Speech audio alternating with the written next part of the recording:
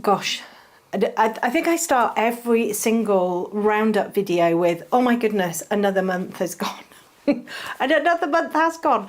I can't believe July is nearly at an end. August is nearly here. And gosh, trying to rack my brains as to what I've done in July. And actually, we've done quite a lot.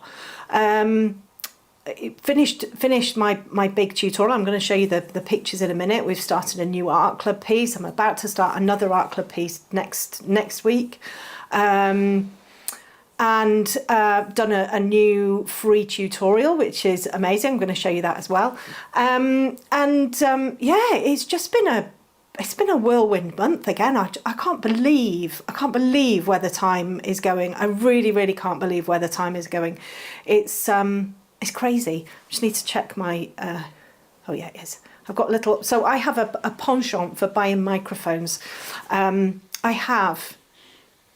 I want to say literally hundreds of microphones. I don't have hundreds of microphones. I probably have about 7.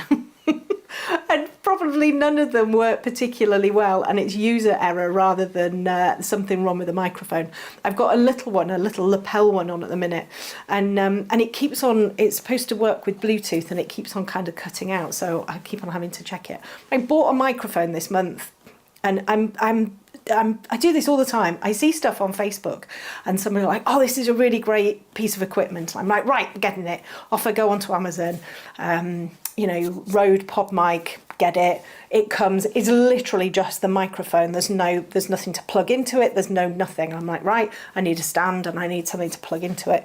Little do I know that it doesn't just plug into your computer, this particular mic. You have to plug it into one of those fancy boxes things. So technical.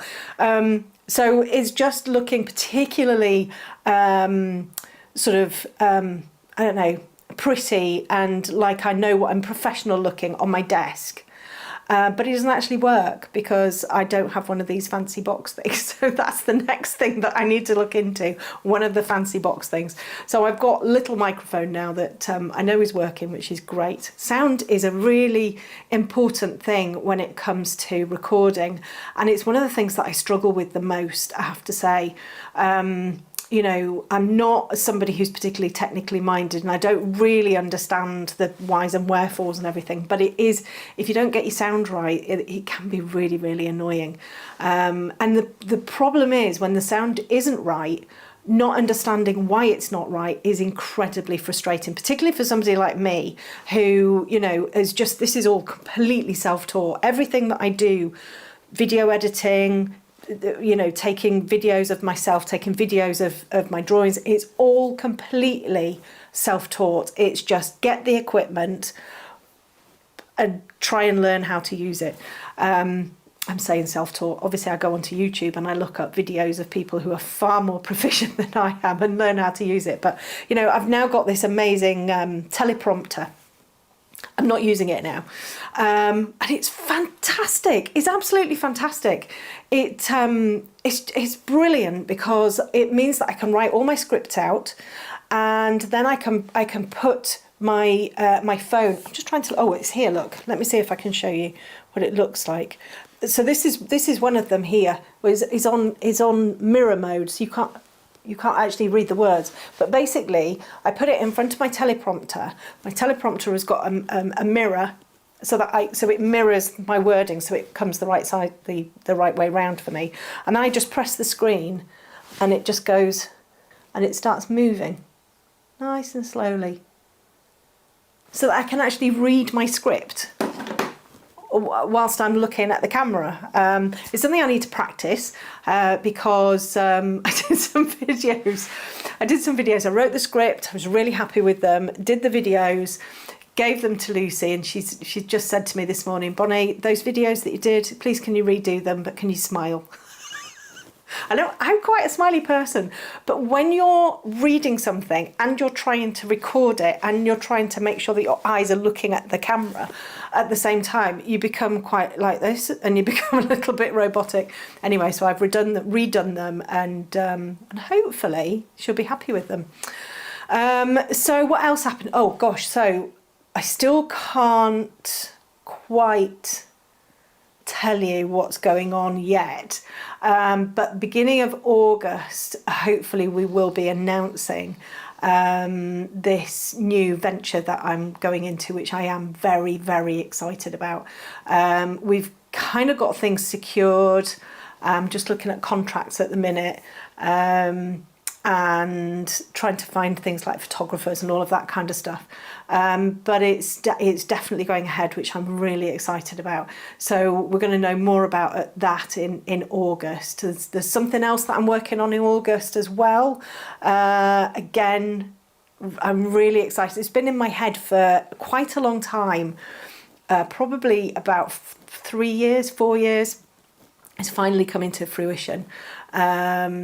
So I'm going to be working on that in August. And then I've got another project as well, again, that I've been thinking about for quite a long time. Again, I've been setting some time aside to start kind of preparing for that and putting that all together. Again, very, very exciting. So lots of things coming, obviously my tutorials. What I've done this month.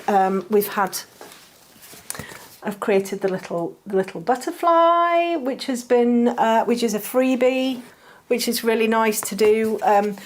It's more of a mindful colouring than an actual tutorial on how to layer and everything. I honestly think sometimes we just need to go back to the motion of colouring rather than getting bogged down with, oh, is this perfect and is that perfect? So I've done this month. I can't remember whether I showed you this one. This is what we did in art club. So we did the zebras in art club. That was another really, really super piece. And this kind of prompted me to do the butterfly because it was more colouring rather than layering. Obviously there's there's skill and technical details and everything in there, but it was more about kind of filling shapes in. That was a really lovely one to do. This one we're on with in art club at the moment. Now, I didn't think I was going to enjoy this, I have to say. I chose it because it was like, that's different. That's going to give us some different skills, but it will also help with drawing animals and drawing portraits, actually. You can see I've put all my little colours down on the bottom there, just because I don't really use reds very often. But I think this has come out quite nicely, I have to say. And one of the things that it reminds me of, and it's definitely showing my age, I don't know whether you remember back in sort of like the 80s and 90s, the Athena posters. And this kind of reminds me of that, sort of like the champagne and all of that kind of stuff. Really, really reminds me of this. And I happened to find some of my old school drawings, and yeah, it's quite amazing actually. I've got one of a champagne bottle, and it's all in like bright colours. It's all painted. So I'm going to share those at some point as well, because I think it's quite interesting to look back. It was 1984, between 84 and 86. So when I was 14, between 14 and 16, I've got quite a few sort of like drawings and everything that I found, which is quite interesting. So I'm going to share those at some point. And then the biggest thing is this one that I finished. This is my girl in the daffodils. I happened to call her something else this morning because I've spent all weekend editing the videos. She wasn't just the girl in the daffodils, she was the girl in the something daffodils. I'm sure you can find a word that'll fit in there. When you're editing videos, oh my goodness, it takes forever. So this is a 40-hour drawing. So it's taken me 40 hours to do this. There are 20 parts to the video, and each video is, I guess, sort of around 2 hours long. Some of them are slightly less, some of them are slightly more. There's a couple that are about 3 hours. When I put the videos together, I record onto SD card. So I don't record directly to my computer because sometimes you can get a bit of a lag or something can kind of go wrong. It still can go wrong on an SD card as well. But I tend to record directly onto an SD card. I then know when that SD card is full, take it out, put another one in, and then off I go. So I have to copy everything from the SD card. When I record, and this is a really, really good tip actually for anybody recording art tutorials like this, because you have to edit it obviously at the end. If you've just got one massive, great big, you know, long piece of film, and you go through and edit all of the sounds and stuff like that you don't want, it can really take forever, and it does take forever anyway.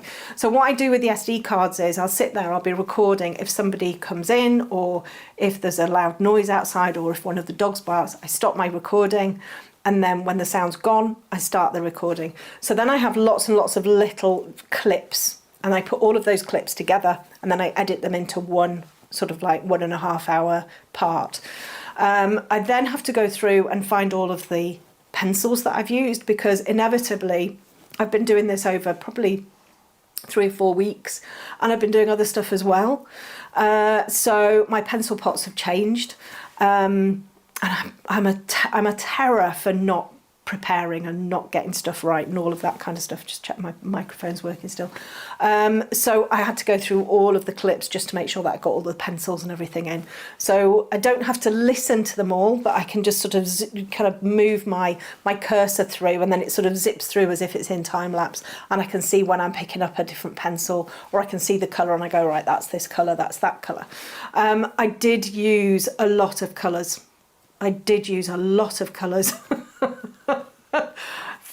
So many colours. And could I have done it in far fewer colours? Yes, probably. Would it have been as fun? No, probably not. Trying to mix colours rather than just use what I've got in front of me. So, and I did use quite a few of the light fast colours as well in this particular piece, which was really nice. Heather and the wild lavender I used, which is great. One of the biggest things, I'll just pick this up again. One of the biggest lessons, and I'm going to do a YouTube tutorial on this because I think it's really important. I don't know if anybody, I'm sure you all do, subscribe to Anne Kohlberg's Colour magazine, fantastic magazine. This month's July, Anne did a feature on why she does, so she's a portrait artist, brilliant colour pencil artist in America, why she leaves faces till the end. And it's such a great article, and I want to do a YouTube video, not around her article, but around what she's talking about. When you're drawing skin, you never draw this, well, I'm saying you never, of course, people who are very proficient at drawing skin do, but people like me who are still very much in that learning phase, getting the values right of the skin is really, really hard if you just go straight in with the skin. And what Anne says is she leaves her faces till the end, A, because she loves drawing faces, and that's like the icing on top of the cake, the cherry on top of the icing on top of the cake. And B, because you've got all of the context around the face, you've got the hair, any background. So you've got all of your values around it, so that then when you come and do your values in the face, you can go dark enough. And this is one of the things that I really, really found when I was drawing this piece. I drew this little hand here, holding the daffodil. I drew that in isolation. So there was no background behind it. There was no daffodil there or anything like that. I just drew the little hand. And my daughter walked in. She went, "Oh, she looks like she's gone a bit crazy with the fake tan there, Mum." Because her little hand looked really, really, really dark. But then you put the context around it and it makes sense. And this is very, very similar to when you're drawing white animals on white paper. We go in with the values that are correct and they look too dark. And the problem is when you see fair skin, when you see my hand here, you think, oh, you know, Caucasian, fair skin, you know, pinky sort of, you know, peachy colours. No, not at all. I mean, this little girl's face here, So much orange. You know, one of the orange and walnut brown. Our brains don't comprehend how dark white is and how dark like pale skin. We just don't comprehend. It's really weird. Who was I talking to? Antoniette Preston, the fantastic Australian artist. Honestly, so privileged to speak to her. And she was saying the same thing. You know, we don't comprehend how dark, you know, pale skin is. And with white animals. So that's something that I want to do a little bit of a YouTube tutorial on, because it really brought it home to me when I just saw that little hand in isolation. I was like, oh my goodness, she doesn't look like like her hand's right. It looks really dark, but bring everything around it, and it worked beautifully.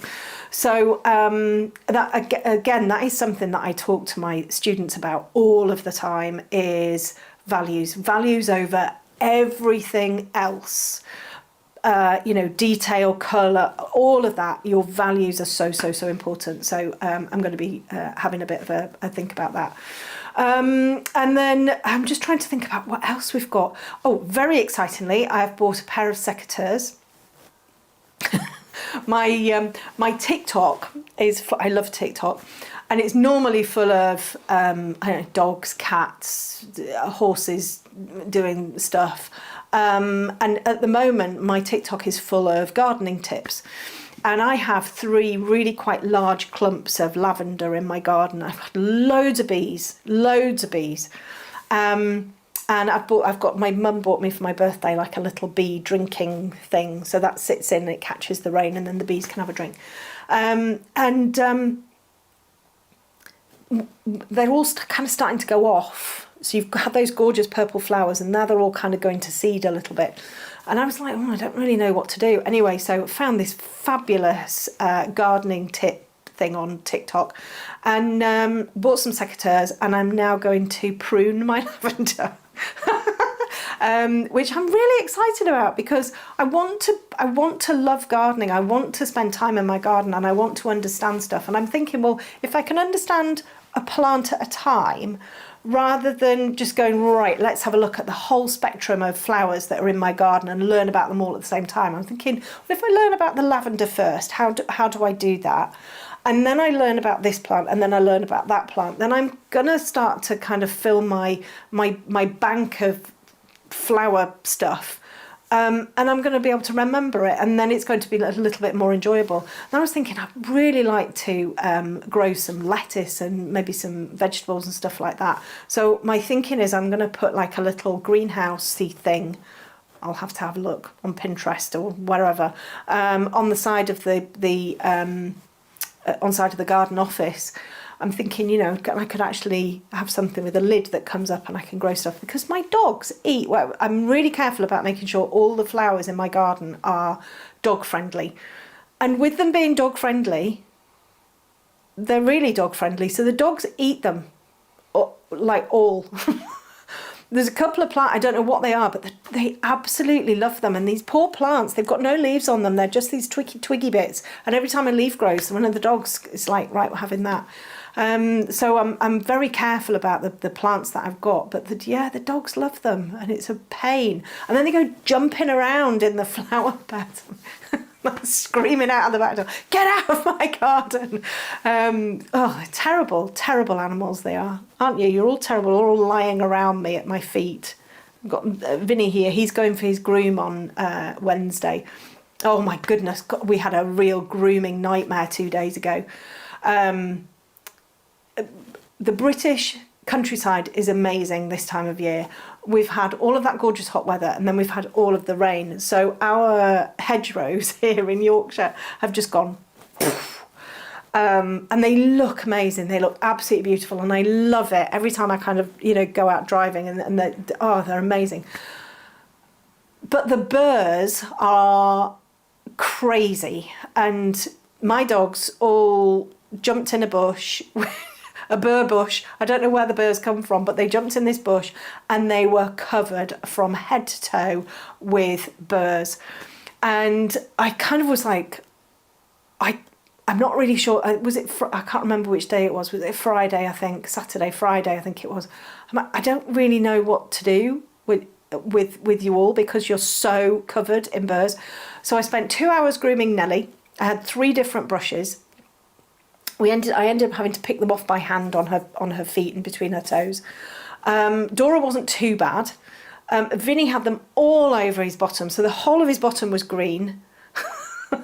So I was kind of brushing those out. They've still got them in their fur now. They're you know, they are an awful lot better, but I'm still kind of picking them out. The floor was completely covered in burrs.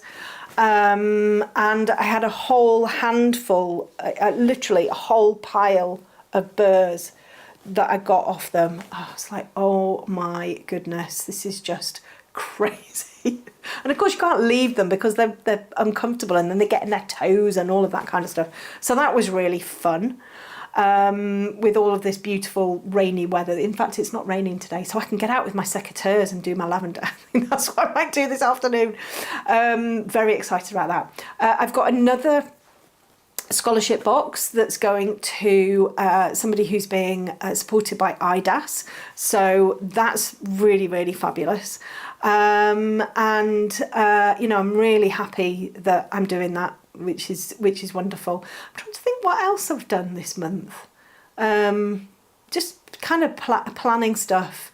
You know, doing things like emails and the marketing side of things, and an awful lot of the stuff has been around this event, this new venture that I'm doing later on in this year. Just trying to get that so it's actually done, it's booked, we can go ahead. You know, and there's been all sorts of stuff around that, you know, putting a new logo together, looking at sort of stuff.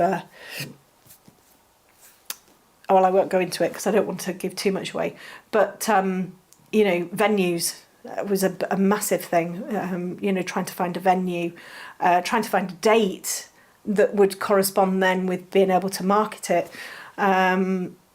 So yeah, there's a lot of, and I'm saying I kind of come up with the ideas, and then my amazing team who are so organised and so brilliant, they kind of put it together. That's what's brilliant about working with a team, I have to say.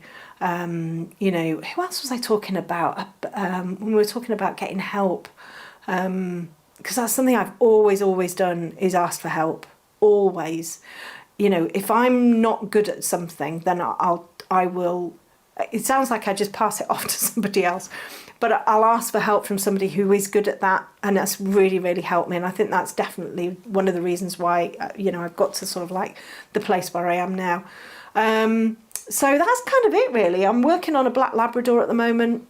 It's really nice, actually. It's not particularly a lovely photograph. It's a secret commission. I've got some really lovely commissions coming up.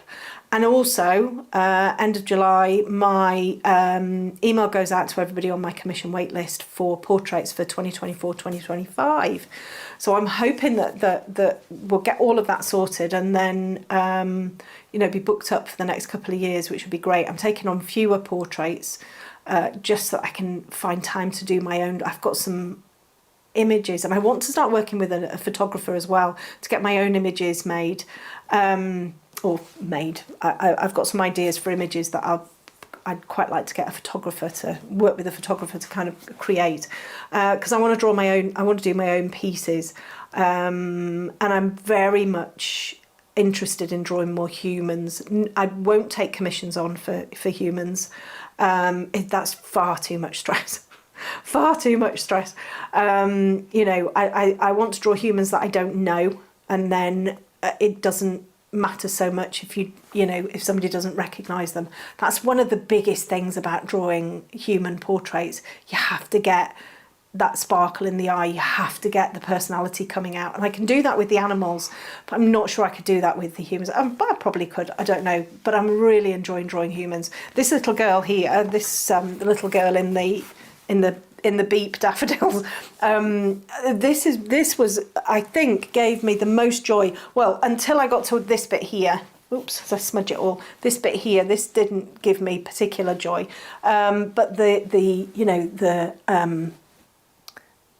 the jeans, and honestly, in my absolute element. And people look at it and go, oh my goodness, it's so detailed, it's so, it's so so detailed, so realistic. And I'm like, yeah, but it's not hard. And I don't want to sound flippant when I say it's not hard. The techniques that I use, they're just using your pencils and using your tools like erasers and stuff like that, maybe a small brush or a cotton bud or whatever, and you're just kind of creating the illusion of the detail, and you're not drawing every single tiny detail. I can't do that. It's why I struggled with the grass. I can't draw every single tiny detail. I create an illusion of, I create the quality of whatever it is that we're drawing. And that's what makes it accessible for anybody to do, because it's a process. Yeah, there's a little bit of a spark of something or whatever, I would say textures are my thing. I love drawing textures, and I would say that colour picking as well, I'm pretty good at that. But the rest of it is just about understanding how your equipment works, understanding how your tools work, understanding how they work together to then get the texture that you want, which of course comes with experience and experimenting and all of that kind of stuff. But it's not something that's so far removed from other people wanting to be able to do it. And that's why I've loved every minute of this also, that it's a complete tutorial. So this is step by step recorded as I've drawn it, as I've been drawing it, me speaking as I'm drawing it. You get to hear me go, oh, that hasn't worked properly, or oh gosh, I had a bit of a sticking point here in the little knee area here, and it wasn't looking like a knee, it was looking like a thigh, and the crease wasn't quite right. And I was like, right, we're going to come back to that. I'm going to put a bit more context in. We're going to come back, because my brain needs to see the whole thing as a knee rather than a thigh. And as soon as I put the context in and I've gone back to that little sort of creasy bit, my brain kind of clicked in and went, know what we're doing now. Yeah, that's going to work. We're going to do this, that and the other. You get to see all of that in my tutorials. Every time I go wrong, how we get it to go right. Every time I pick a colour and I'm like, yeah, no, I'm not sure about this colour. So you're getting to learn all of this stuff, and I do it all live as I'm drawing, which is exhausting for me because I love drawing and I love listening to, as everybody knows, Harry Potter when I draw. It's the only thing I listen to. Harry Potter on loop. It's just round and round the books by, but read by, I can't even remember his name now. He's my favourite person, and my brain has gone. My brain has gone. Anyway, so yeah, the Harry Potter books on loop, that's my absolute joy. So when I'm recording, it's harder for me because obviously I'm talking and I don't get to sort of like get into the zone or anything. That was 40 hours of talking. Almost every single day. I was doing a couple of hours a day, you get everything from me, everything. There's no secrets. There's no, I'm going to keep this back, or I'll just sort of skim over that bit. You get absolutely everything, and I think you get that with the majority of people who teach. To be honest, it's a very, very generous world. Is the world of teaching art. I think genuinely people want to share their knowledge and their skills. So that's kind of been my July. I'm off out tonight with my sisters and my cousins, going to the Giggling Squid in Harrogate, which I'm very excited about. My son thought it was a comedy club. He said, when are you going to that comedy club? And I was like, what? I said, no, I'm going to the Giggling Squid. It's a restaurant. It's a Thai restaurant. That's where I'm going tonight. Tickets are all bought. Hotels all booked for October for Nashville, which I'm very excited about. Still got to work out how I'm going to meet all of the guys in America who want to come and say hello, because there's quite a lot of you. I'm not sure where we're going to do it, but we're still working on that. That's about it from me. So be expecting some lovely pieces. We're about to start Kingfisher next week in Art Club. I've got a fabulous tutorial coming up. In fact, I've got two, a smaller one and then a really big one. I've got some beautiful photos from a photographer, which I am excited about. We're going to be working on that, which is really good. And yeah, so that's kind of me. Have a lovely, well, I hope you've had a lovely July. Have a lovely rest of it, however long's left. And gosh, into August. Oh my goodness, can't believe it. So I'll see you all soon.